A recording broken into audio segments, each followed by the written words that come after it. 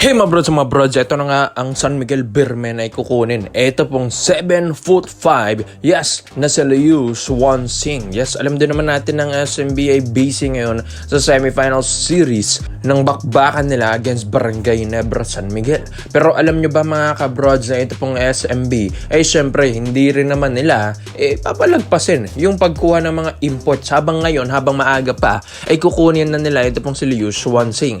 Ito nga si Liu Xuanxing ay kasalukuyan naglalaro ngayon sa Shanxi Lungs. So, daruin nyo yan mga bro, 7'5" yan. Yes, napakalaki niyan. Mas malaki pa yan kay Kai Soto. Pero ito nga ang SMB ay wala patawad dyan. Kukunin at kukunin pa rin nila yung 7'5" na yan. Pero yun nga lang mga kabrods, ito ay depende rin sa magiging limit or height limit ng ating paparating na Commissioner's Cup 2026. Dahil bali-balita rin na aalisin na nila yung height limit ng mga imports ngayong Commissioner's Cup 2026. Pero kung ibabalik rin naman ang 6'11" height limit, syempre, papalitan nila ito at kukunin nga daw si Dwight Howard.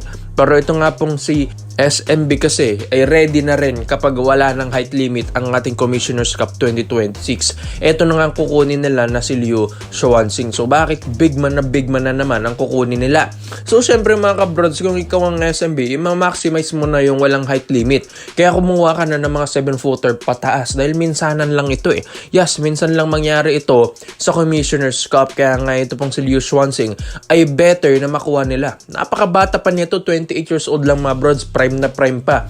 Tapos hindi rin naman basta-basta ito. Sabi nila na malam niya ito. Hindi rin naman mga brods, mas nga sa CBA, so dyan sa China, talagang kumakanayan ito pong si Liu Xuanxing. Kahit may minsanan lang ipasok mga kabrods, pero tignan nyo naman, ay ipapakita niya yung kanyang best niya dito sa Shanxi Lungs. Yes mga kabrods. So ito, offeran nga ito ng malaki rin ng San Miguel Beermen. And sabi nga rin sa reports and rumors na dumating na rin ito pong si Liu Xuanxing. Yes mga kabrods. Ito kasi ay in contacts na with San Miguel Beermen. Dahil syempre ang SMB ngayon gusto rin naman nila na habang maaga pa ay meron na silang import agad. Dahil di ba kilala rin ng SMB na hindi ito mapakali ng isang import lang sa isang season. Talagang ng palit ito ngayon ng import mga kabrods. Kung ikaw ay SMB fan, talagang alam na alam ang SMB na hindi ito pumapayag ng isang import lang. Kaya nga mga kabrods, ang problema kasi ng San Miguel Beermen,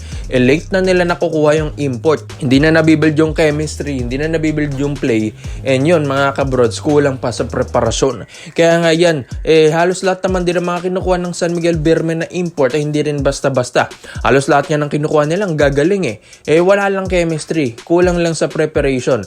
Yun nga lang din ang problema mga kabrods. Kaya itong si Liu Xuanxing habang maaga pa, mga kabrods, gusto nilang makuha na ipabook na ng flight, tapos papuntahin na dito sa Pinas, magkaroon na ng mga basketball trainings with San Miguel Beermen and magkaroon na ng chemistry. And syempre mga kabrods, pag ito ay mapunta pa ng San Miguel Beermen, knowing na nandyan pa ang ating multiple MVP na si Junmar Fajardo, mas lalong makakatulong ito sa ilalim kay Junmar mga kabrods. Ito pong si Liu Xuanxing, hindi na rin siguro labas dila si Junmar niyan dahil may 7'5" na siyang katuwang sa ilalim mga kabrods. Ang dami na itong papahirapan sa ilalim na ito po ni Liu Xuanxing mga kabrods. Yan ang laking tulong pa sa SMB, lalong-lalo na sa ilalim, di ba? Yan din naman ang play ng SMB pang ilalim dahil nasanay sila kay Junmar Fajardo.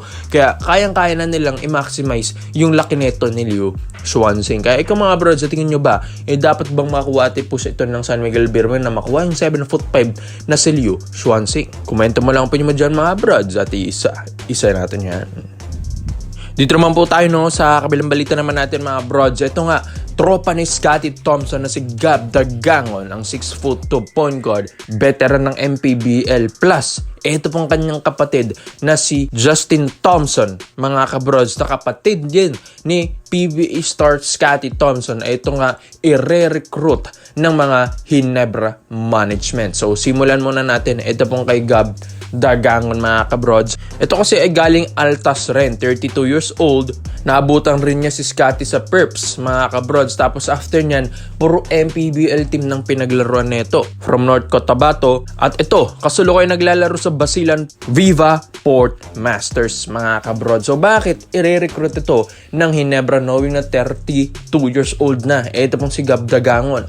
Yung mga kabrods, kung natatandaan nyo nung Perps days, yung perpetual NCAA days ni Gab Dagangon, ito nga yung napo-project nila na maging first rounder ng PBA draft that time. Pero hindi nga yun nangyari. Mga kabrods, kung di man ako nagkakamali, na-draft din siya pero hindi rin nagtagal. Tapos bumagsak siya ng PBA D-League dun sa Racal Motors, mga kabrods. So after nun, puro MPBL na ang pinuntahan nito ni Gab Dagangon. Pero yun nga mga kabrods, ang skills kasi nito ay isang point guard na napakaganda ng shooting, yung stroke nito mga kabrods. Hindi nga lang kasi ito na pagkakatiwalaan ng coach, pero magaling din naman kasi ito pong si Gab Dagangon mga kabrods. He can shoot threes, he can drive to the hoop mga kabrods. Napakaganda ng athleticism ng player na ito and maraming pahihirapan mga kabrods. Ito nga, yan din ang gusto ni Coach Tim Cone, yung point guard na matangkad at may shooting. Yes, yan din ang kasi ang gustong i-recruit ng Ginebra ngayon. Kung di man i-recruit, maging undrafted at isama dun sa ating paparating na PBA Rookie Draft 2026. Yan din kasi ang hiling ni Scotty Thompson. And ito pa, yung batang kapatid ni Scotty na si Justin Thompson. Ito mga kabrods ay nasa senior team naman na ito ng Perpetual Altas. Ito nga ay tumangkad na rin ng husto. Ito pong si Justin Thompson, halos magkasing tangkad na rin at onti na lang din ang agwat dahil 5'10" na ang height nito ni Justin Thompson. Nakasulukuyan ngayong nasa NCAA senior team ng Perpetual mga kabrods. So ito, magte-21 na rin ito pong si Justin Thompson.